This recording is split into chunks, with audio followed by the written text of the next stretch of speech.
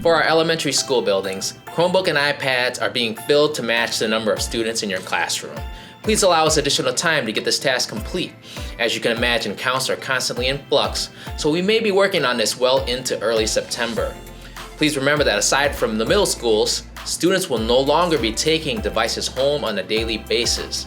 However, if you have an elementary student who needs to stay home for an extended period of time, teachers must set aside a Chromebook or iPad from the classroom cart and deliver it to the school office along with other materials such as worksheets, books, or other supplies.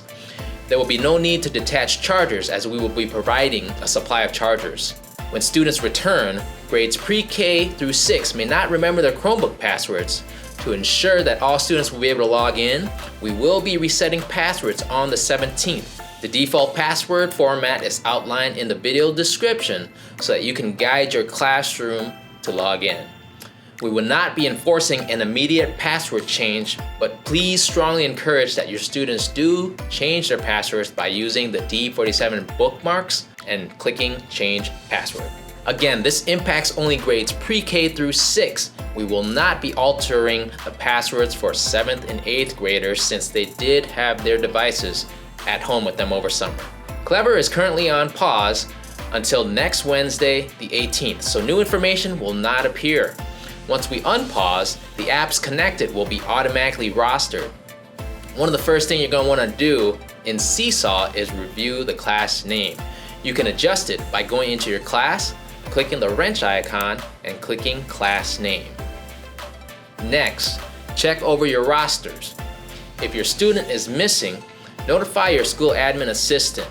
If the data is entered in Synergy, there will be a 24-hour waiting period for the data to show up in Seesaw.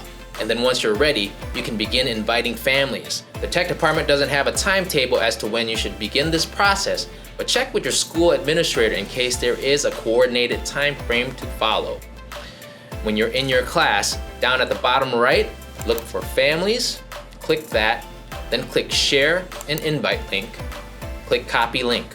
And once you have that copied, you can use Gmail to send it to individual parents or use the Synergy mass mailer. Right after you log in, it's under the home menu. As a friendly reminder for middle schools, families only need to be invited once. So generally, either the homeroom or period 1 teacher should be sending the invites. I mentioned the wireless lapel mic last week, but we are still waiting for the microphones to arrive. So instead of providing the instructions this week, we pushed it back until they actually have made it to your school buildings. Thank you for watching and see you again soon.